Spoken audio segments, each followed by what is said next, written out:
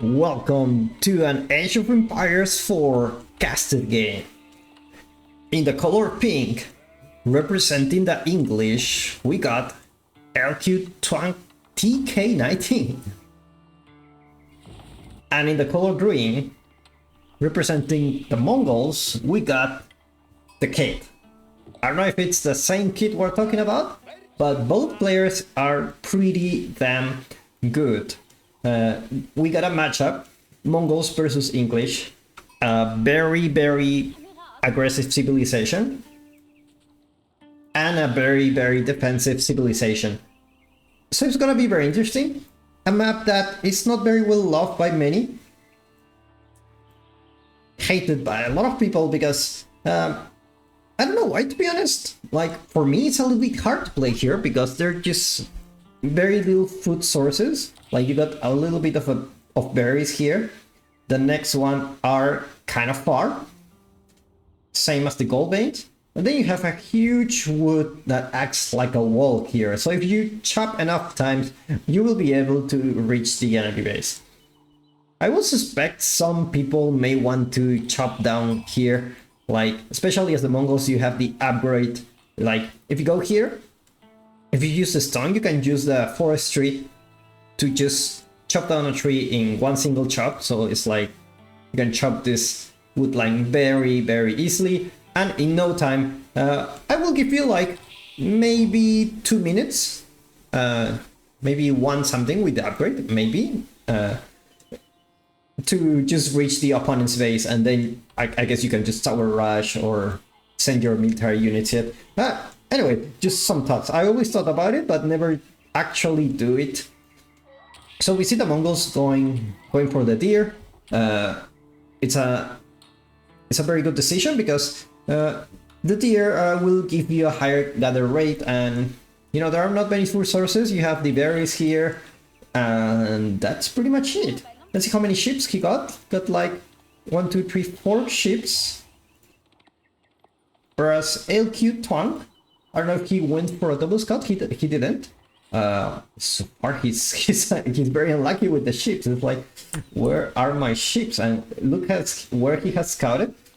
And let's see where the kid has scouted. The kid has do the whole trip, basically always around everything. And LQ Twang is like, okay, I guess I'm not gonna find anything. Luckily for him, the English is a civilization that has very good farms. Why is that? Well, if you take a look here, they cost 37 wood. It's much cheaper, and they got a bonus for each HAP.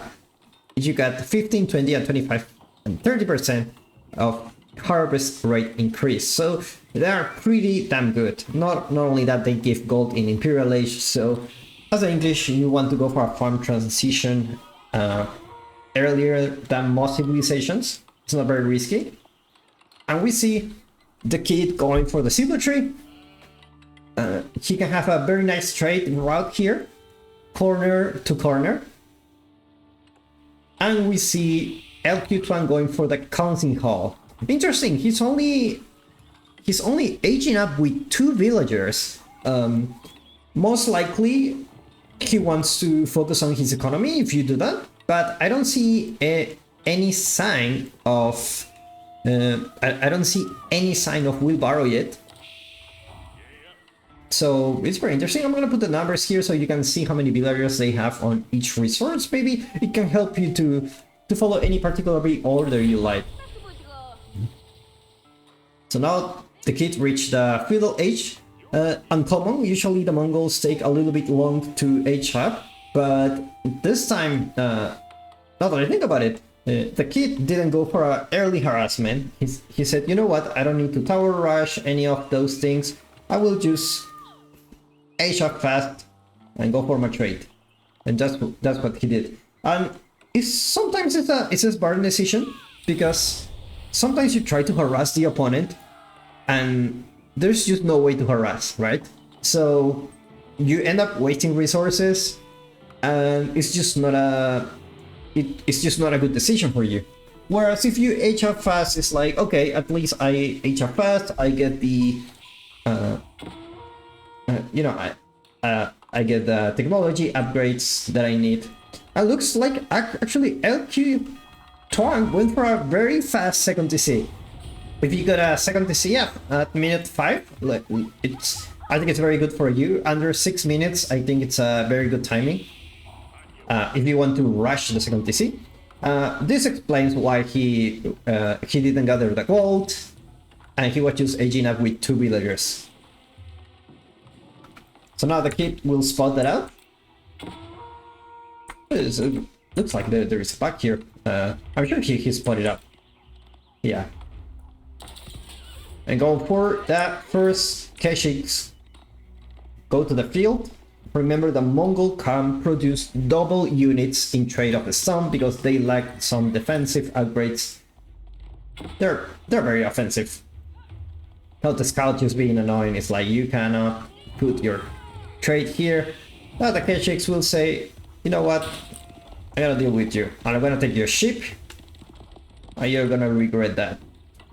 First pastures going out. Very smart decision. The pastures in the ovu influence, they produce much faster. Like typically it takes like every 140 seconds, but with the ovu, I haven't do the map, but it's much faster. So in a map like this where the food resources are a little bit scarce and the wood is plenty, it might be a good idea for you to go for the ships this early on. Now we got 4 Keshiks. LQ Twang will respond with some pikemen, some spearmen. I don't know how some people call them pikemen, spearman. And we see the first farm transition going on. He should have a very good economy soon. And now the Keshiks will be forced to retreat. That TC is too close. Just put it out, so he says, you know what, we cannot harass that area. We're gonna just retreat. Maybe protect the trade, you know. LQ Twang is aware of this. Yeah, it's a bug in the observer mode, I'm sure of it. Because he knows about this trait. I'm sure of it. Now we got 6 archers going up for the kid. And 4 spearsmen, and we see the first longbows going out. They should be... Longbows is a really good unit. They're the best. They are the best archers in the game. Like you see, the longbowman has 6 damage and 7 range tile, and this one, the normal archer, has 5 and 5 range tile. So they are pretty damn good. The harassment looks like it's not an option for the kid. Like, and he decides, you know what? I'm not gonna make units. I'm gonna focus on my economy. And his trade work. Now we have 6 traders going on. If this doesn't get stopped in time, this could really have the snowball effect where the kid will just have immense amount of gold. And a civilization like the Mongols, they also get extra resources when they get a certain amount of trades. And for example, now he's getting 70 gold and 7 food. Now this doesn't look like a significant amount, but when you have enough, like when you are trading like 2000 gold, you're having 200 food and wood and stone in the Imperial Age if you get the upgrade. So they have one of the best trades in the game. And now the kid will try again to harass. Let's see how are his defenses. We're pretty equal in military numbers. The Keshiks are a little bit strong, but the spearmen should be able to deal with them. Besides, the town centers for the English are very strong. They fire more arrows. Looks like the kid decided to put an outpost here. It's very smart for him because he can secure the gold, and also the outpost for the Mongols will give the jam network the traders and cavalry will get 15% speed for 10 seconds. So he should be able to boost his economy and also protect his trade. Scout spots out the tower, and looks like we will have our first battle. The kid going up with more production, but he decides, you know what, I'm gonna retreat, I'm gonna fight in my outpost.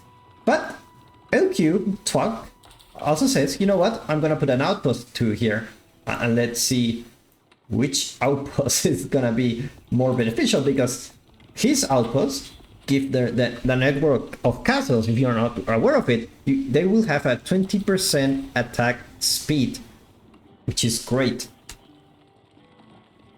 Now the outposts will go up for the kid. Huang, aware of it, he decides to wait for his villager to come here, and he says, you know what, it was too greedy for me, let's just put an outpost here and maybe we can secure these berries. But English don't really need to secure food resources because they have really good farms. The kid will be able to spot this out with a falcon, an ability, a unique ability that the Khan has. Now the first engagement goes in. The kid says it's gonna be a tough fight, and you know, in the art of war you learned, you don't fight fights you cannot win. Output's gonna start attacking, and we will see if the kid decides to go for attack. And if he does, indeed, we got an engagement here. Archer is focusing on the spearman. Keshiks going on for those villagers. Spearman nowhere close to Keshiks. Looks like he will be able to clean this up.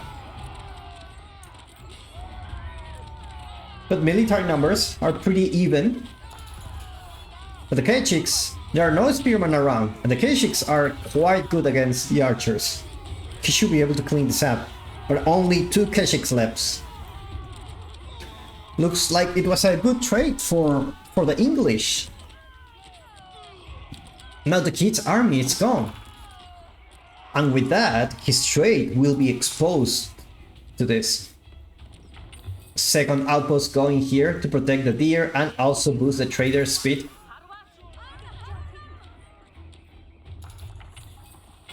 But AQ decides to retreat, looks like. Well, no, actually, he's gonna keep pushing. First trader went down. There's a huge loss. Those traders are very expensive. And the Keshik is not gonna do enough here. Outpost's gonna defend this position for a while, but let's see how long he can take it. Emplacements go for the outposts. Traders are in trouble. How many traders we are talking about? 12. So Gate said, you know what? Let's just trade here. Not the optimal trade route, because you don't have the outpost there, but it's better than losing your trades.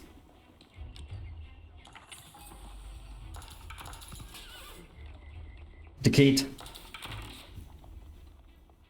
creating more military units. He will go for a 3rd archery range and a market. Like he will boost the trade economy. That's interesting because the symmetry already produced traders at a lower cost and also faster. I mean, you can always put more, right? But you know, I think like with 13 traders, let's see how much gold he has per minute. 200. Looks like it was a little bit slowed down.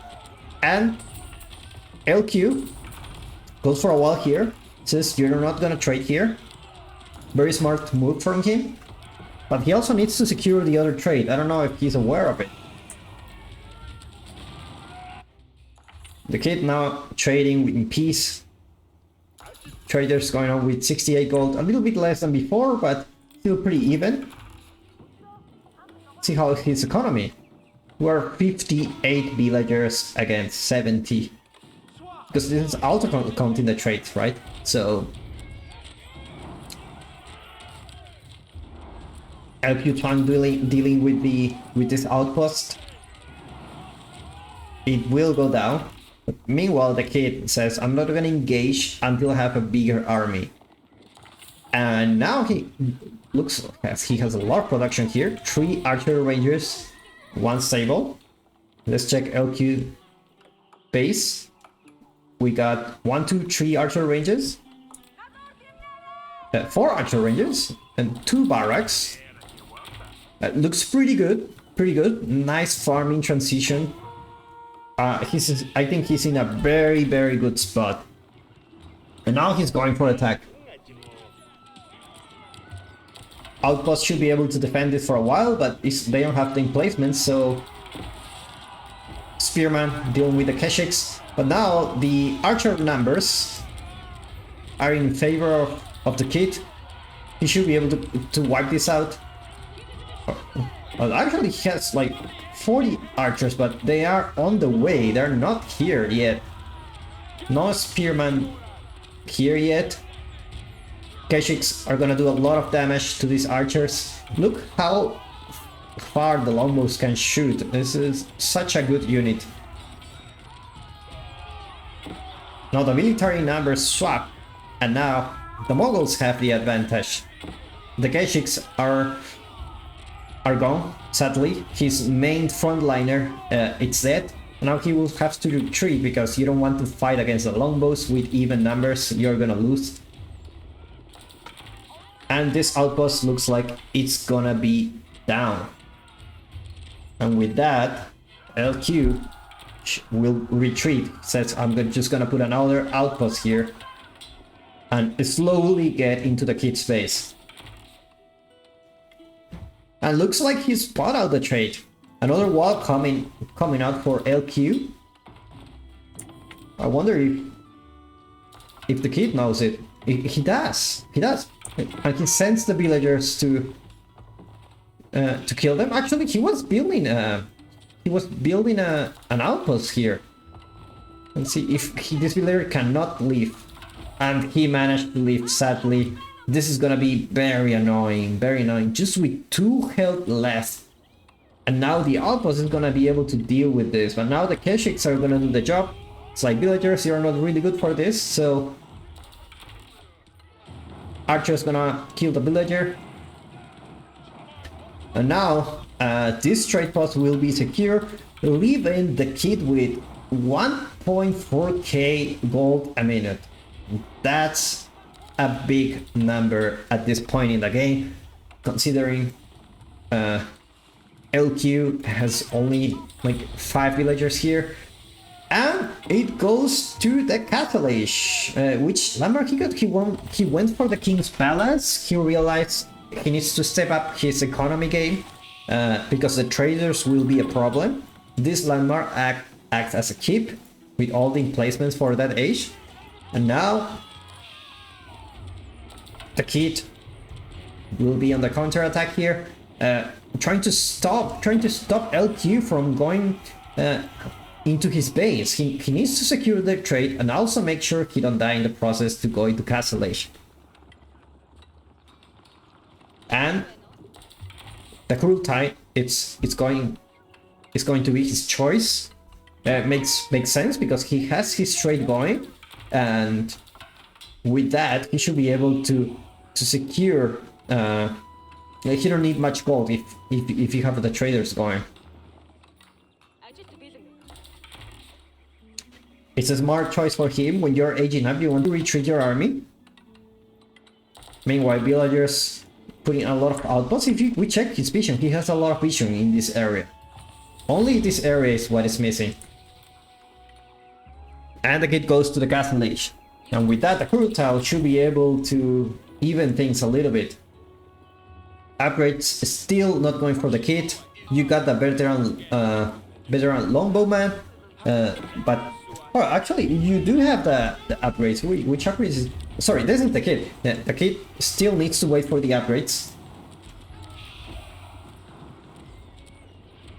He cannot engage. He just needs to wait a little bit. It's so frustrating.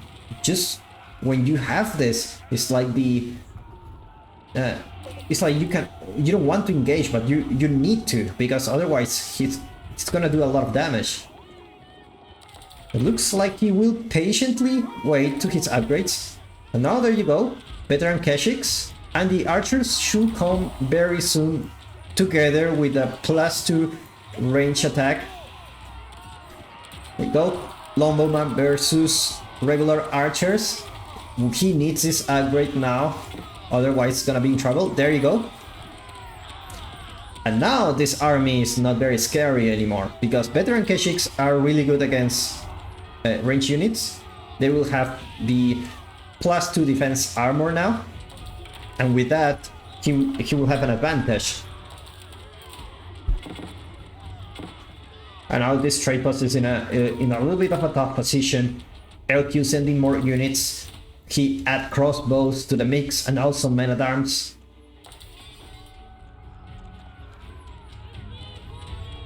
And looks like he was able to defend this, but more units are coming to the other side. He cannot rest yet. Units are starting to harass here.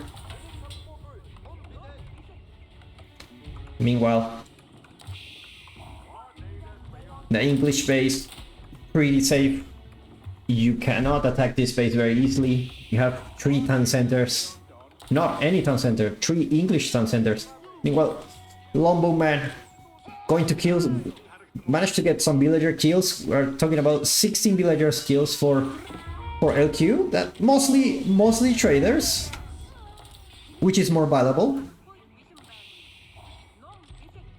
And looks like there is a little hole here. That was a little issue. Otherwise, this will never happen. Now look at this trade line. This is a very scary trade.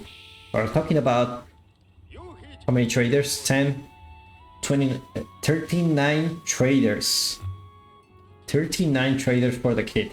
That's a line that is very thick. If you check the map, it's just like glorious. If you manage to get to that point, you're in a very good position. He should be able to get Imperial very soon. But the question is if he will want to go Imperial. Walls are coming up for this side of the map. Now the kid going for a counterattack. He needs to do some damage. It's been a while since he has done some damage.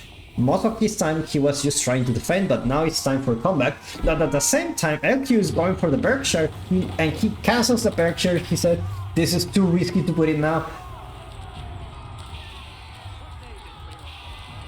Perfect timing for the kid. Perfect timing. But Berkshire is gonna go up. This landmark is the ultimate keep. This is the Giga Chat keep. It's like if this goes up, the kid won't have any other choice than retreat. It's very hard to deal with this unless you have siege. But in the meantime, the kid trying to get as many kills as possible. He sees the HF app. Indeed, he retreats. As we predicted, the Berkshire, it's a landmark that you don't want to mess up with without the siege. And he will be forced to retreat. But at the same time, the white stupa going out for the kid. It's a nice timing. Because now your enemy will have elite units. And now with the cruel tile, he will get some advantage. He decides he's gonna stay here. Or says, you know what, I'm gonna retreat. I wonder what's his victory condition. Sacred sites are very hard to get because they are in the corner. Economy-wise, he looks fine. He managed to defend the trade. But now he needs to scale up the production. Because dealing with this base is not gonna be very easy. And he decides, I'm gonna retreat for a while, wait for my upgrades to finish. And when my upgrades are ready, maybe he will go... He will go for another attack. But LQ... maybe not gonna let that happen. He gathers his military here, protect this area. And also, talking about monasteries. Oh, sorry, this is a university, not a monastery. None of these players have contested relics. I find it very interesting because it's such an important asset to have. Like, you have 5 relics, and he has 3 relics that he can easily get without getting annoyed. And talking about relics, he just gets the one that is far away. He should be able to get these 3 very easily. The kid should be able to get this one, but maybe he's not that interested because he has the trade going on. Now we have another battle. Man-at-Arms in the front line. Crossbow will be able to deal with the Keshiks. Longbowman able to deal with the elite archers. And looks like the Kurultai is nowhere to be seen. And the Kurultai didn't deploy. It happens a lot where the Kurultai just, you know, it just doesn't deploy because a unit was there, and you need a Kurultai. It gives you such a big advantage in fights. Another kid gonna mix with crossbow and Keshiks. Kurultai gonna be deployed, and with that, with advanced siege engineering, the kit will be able to produce mangonels. They should be able to deal with this unit composition. There is no cavalry for LQ Tuan.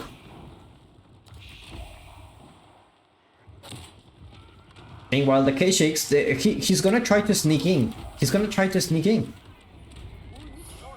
Meanwhile, he will put some units here.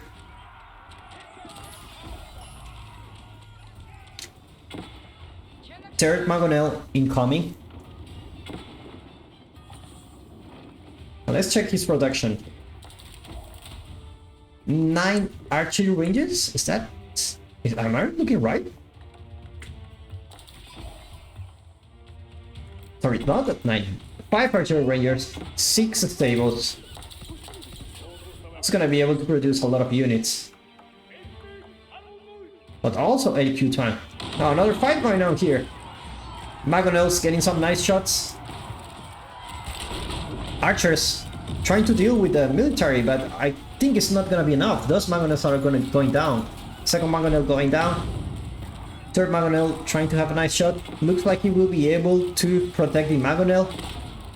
And before the last shot, he loses it. And now a keep goes up here. He will be able to deny the trade. And he's also building parasite walls. I wonder how this is very tough. I wonder how the kid will be able to do a comeback. Meanwhile, Keshiks are in the base of the English. He should be able to get some nice worker kills, but I feel he will need way more than that. Talking about 85. Am I looking right? 85 worker kills? How come he gets so many kills and he has so many villagers?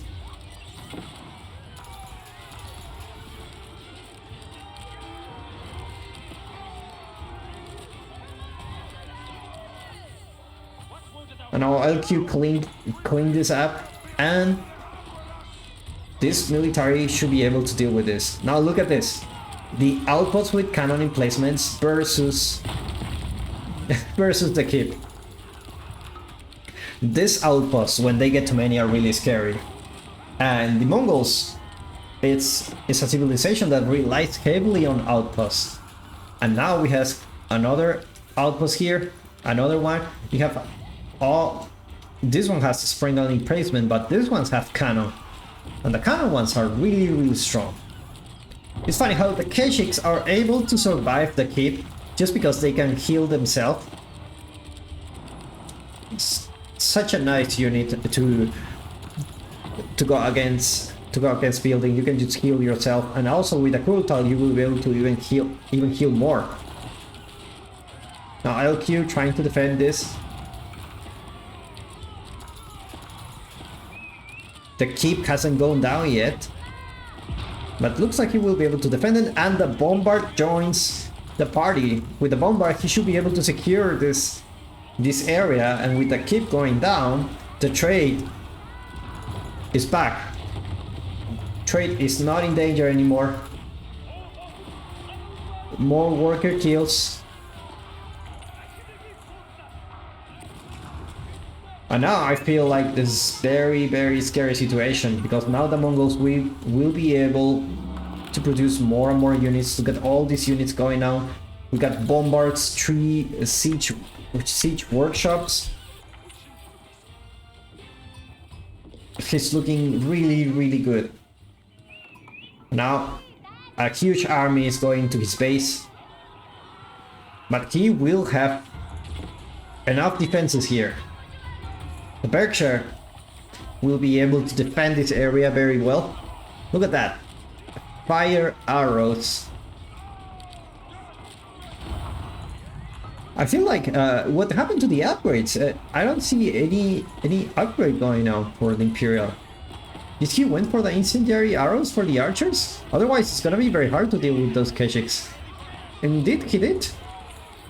Looks like he did. Upgrades going out for the kit. And now the bombards join the party. She should be able to deal with distant center soon. More Keshiks, more bombards, and GG gets called. Thank you so much for watching. If you like this video, give me a like and subscribe to watch more videos like this.